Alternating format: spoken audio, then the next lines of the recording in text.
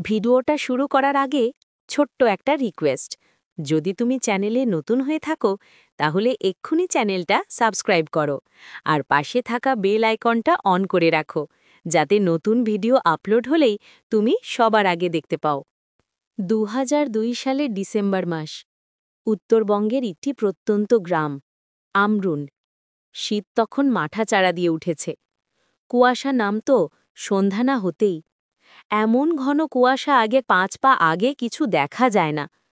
আমরুনের পাশ দিয়ে বয়ে গেছে এক সুবিশাল প্রায় শুকনো নদীর খাদ। স্থানীয়রা এর নাম দিয়েছে শ্মশান নদী। নদীতে পানি খুবই কম, কিন্তু এর চারপাশের গল্প কিংবদন্তির শেষ নেই। সেই গ্রামে আমার মামার বাড়ি। স্কুলের ছুটিতে মা আর আমি বেড়াতে গিয়েছিলাম। আমার ২ কাকাও তখন বাড়িতেই ছিলেন। আমার বয়স তখন ১২-১৩।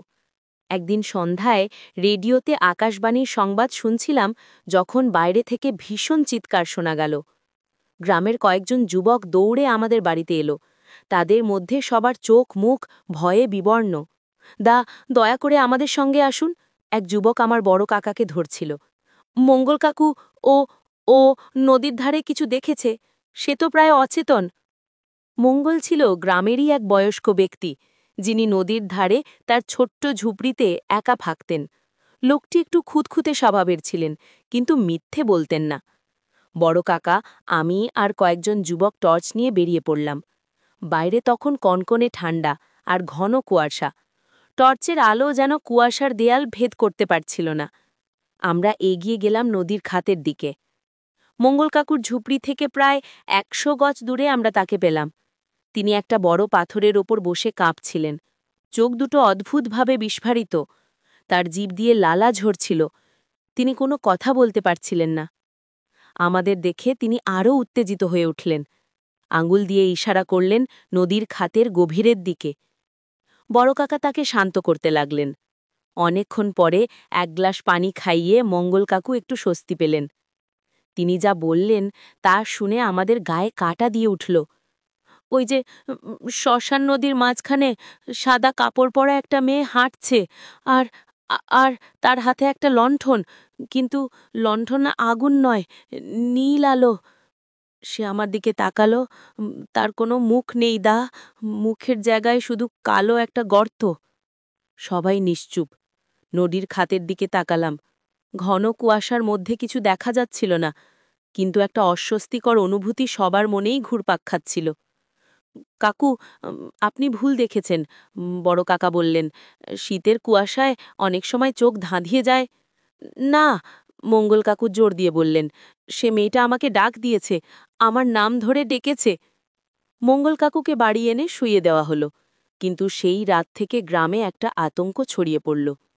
পরের কয়েকদিন কিছুই ঘটেনি, কিন্তু গল্পটা গ্রামে আগুনের মতো ছড়িয়ে গেল। বৃদ্ধরা বলতে লাগলেন সেটা নাকি বহু বছর আগে নদীতে ডুবে যাওয়া এক যুবতীর আত্মা। তার নাম ছিল শ্যামলী। বিয়ের আগে প্রেমিকের সঙ্গে ঝগড়া হয়ে আত্মহত্যা করেছিল সে, এই নদীতেই। কথিত আছে সে তার হারিয়ে যাওয়া প্রেমিককে খুঁজে বেড়ায়, আর যে পুরুষ তার দিকে তাকায় সে তার প্রাণ হরণ করে। আমি তখন কিশোর। এই সব গল্প শুনে একদিকে যেমন ভয় পেতাম, অন্যদিকে কৌতূহলও হতো খুব। বড় কাকা কিন্তু এসব কথায় কান দিতেন না। তিনি বলতেন এসব অন্ধবিশ্বাস। ১ সপ্তাহ পরে আবার একটা ঘটনা ঘটল। এবারের ঘটনার সাক্ষী আমি নিজে। সেদিন বিকেলে ক্রিকেট খেলতে গিয়েছিলাম বন্ধুদের সঙ্গে। গ্রামের মাঠটা নদীর খাতের খুব কাছেই। সন্ধ্যা নেমে আসছিল, আর কুয়াশাও বেশ ঘনীভূত হচ্ছিল। আমি বাড়ি ফেরার পথে হঠাৎ নদীর দিক থেকে একটা আওয়াজ শুনতে পেলাম, কেমন যেন একটা টলমল শব্দ, যেমন হয় যখন কেউ পানিতে হাঁটে। ভয় পেয়ে আমি একটা বড় গাছের আড়ালে দাঁড়িয়ে গেলাম। টর্চ জ্বালিয়ে নদীর দিকে তাকাতেই আমার শির দ্বারা জমে গেল। নদীর শুকনো খাতের মাঝখানে সত্যিই একটা সাদা কাপড় পরা মহিলা দাঁড়িয়েছিল।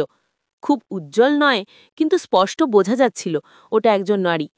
তার হাতে সত্যিই একটা লণ্ঠন ছিল, আর তা থেকে নীলচে আলো বের হচ্ছিল। সে যেন মাথা নাড়ছিল আর আমার দিকে তাকিয়েছিল। দূরত্ব বেশি ছিল, কিন্তু আমি স্পষ্ট অনুভব করলাম সে আমাকে দেখেছে। আমি নিশ্চল হয়ে দাঁড়িয়ে রইলাম। কতক্ষণ দাঁড়িয়েছিলাম জানি না।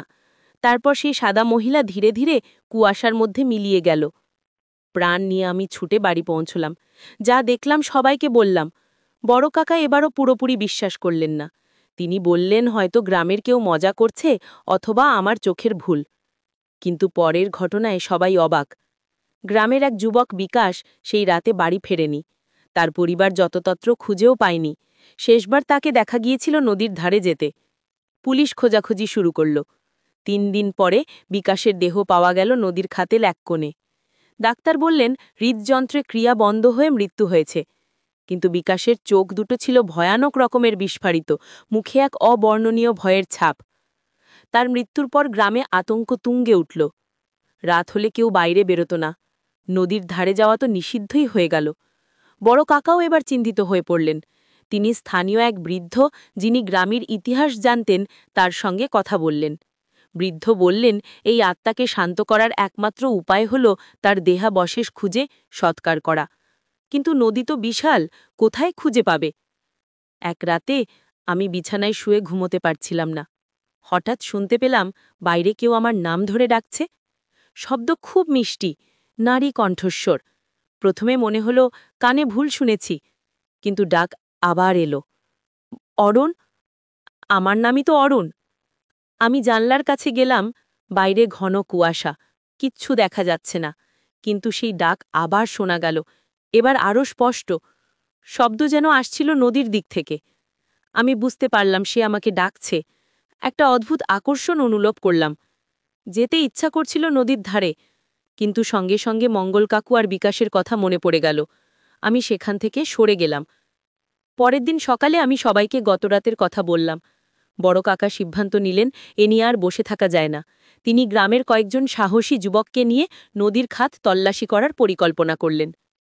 সেদিন দুপুরে তারা বড় বড় লাঠি, দা আর টর্চ নিয়ে নদীর খাতে নামল। আমি দূর থেকে দেখছিলাম। তারা ঘণ্টার পর ঘণ্টা খুঁজতে লাগল, কিন্তু বিশেষ কিছু পেল না। হঠাৎ একজন যুবক চিৎকার করে উঠল। সে একটা পুরনো মরচে ধরা লণ্ঠন পেয়েছে, মাটির নিচে চাপা পড়েছিল। লণ্ঠনটা তোলার পর দেখা গেল সেটা সাধারণ লণ্ঠন নয়, তার কাঁচটা নীল রঙের। লণ্ঠনটা নিয়ে যখন তারা ফিরছিল তখন সন্ধ্যা হয়ে গিয়েছিল। হঠাৎ নদীর খাত জুড়ে একটা তীব্র বাতাস বইল, যদিও আশেপাশের গাছের পাতাটি নড়ছিল না। সঙ্গে সঙ্গে সেই নীল আলোর লণ্ঠনটা নিজে থেকে জ্বলে উঠল। সবাই ভয়ে পিছিয়ে গেল। লণ্ঠনটা থেকে নীল আলো বের হচ্ছিল, ঠিক যেমনটা মঙ্গল কাকু আর আমি দেখেছিলাম। বড় কাকা সাহস করে লণ্ঠনটা হাতে নিলেন। তিনি বললেন এটা নিয়ে তিনি স্থানীয় মন্দিরে রাখবেন। রাত তখন গভীর। আমরা সবাই বাড়িতে ফিরেছি। লণ্ঠনটা বড় কাকা তার ঘরে রেখে দিয়েছেন। আমি শুয়ে আছি, কিন্তু ঘুম আসছিল না। রাত দেখায় দুপুরের মতো। হঠাৎ আমি একটা শব্দ শুনতে পেলাম, যেন কেউ বারান্দায় হাঁটছে। আমি ধীরে ধীরে দরজা খুলে বাইরে উঁকি দিলাম। বারান্দায় কেউ ছিল না, কিন্তু বড় কাকার ঘর থেকে একটা নীল আলো বের হচ্ছিল। আমি ভয়ে কেঁপে কেঁপে এগিয়ে গেলাম। দরজার ফাঁক দিয়ে দেখলাম সেই লণ্ঠনটা নিজে থেকে জ্বলছিল, আর তার নীল আলোয় পুরো ঘর ভরে গিয়েছিল। আর আর সেই আলোর মধ্যে একটা অস্পষ্ট সাদা মহিলা দাঁড়িয়েছিল। সে পিছন ফিরে দাঁড়িয়েছিল, তার লম্বা চুল। আমি চিৎকার করে উঠলাম। ঘরের লাইট জ্বলে গেল। বড় কাকা জেগে উঠেছেন। তিনি আমাকে কাঁপতে দেখে জড়িয়ে ধরে বললেন, কি হয়েছে? আমি আঙ্গুল দিয়ে দেখালাম লণ্ঠনের দিকে। লণ্ঠনটা তখন নিভে গেছিল, স্বাভাবিক অবস্থায়। বড় কাকা এবার পুরোপুরি বিশ্বাস করলেন। পরের দিন তিনি গ্রামের সবাইকে ডেকে বললেন এই লণ্ঠনটা নদীর পাশে প্রাচীন একটা আমগাছের তলায় পুঁতে ফেলতে হবে, সঙ্গে কিছু মন্ত্র পড়ে। সবাই মিলে সেটাই করল। এরপর থেকে সেই সাদা প্রেতাত্মার আর কোনো দেখা মেলেনি। নদীর ধারেও আর কোনো অঘটন ঘটেনি। কিন্তু আমি আজও ভাবি, সেদিন যদি আমি তার ডাকে সাড়া দিতাম তাহলে আমার কি হতো? আর শ্যামলী কি তার শান্তি পেয়েছে, নাকি সে আজও অপেক্ষা করছে তার পরবর্তী শিকারের জন্য? শীতের কুয়াশা আবার নেমে এলে আমি আজও শিউরে উঠি। হাই বন্ধুরা, যদি ভিডিওটা ভালো লাগে তাহলে একটা লাইক দাও, কমেন্ট করো আর চ্যানেলটা সাবস্ক্রাইব করতে ভুলো না। সামনে আরও মজার ভিডিও আসছে। তোমার একটা সাবস্ক্রাইব আমাদের জন্য অনেক বড় অনুপ্রেরণা। এক্ষুনি সাবস্ক্রাইব বাটনে ক্লিক করো আর পাশে থাকা বেল আইকনটা অন করে রাখো।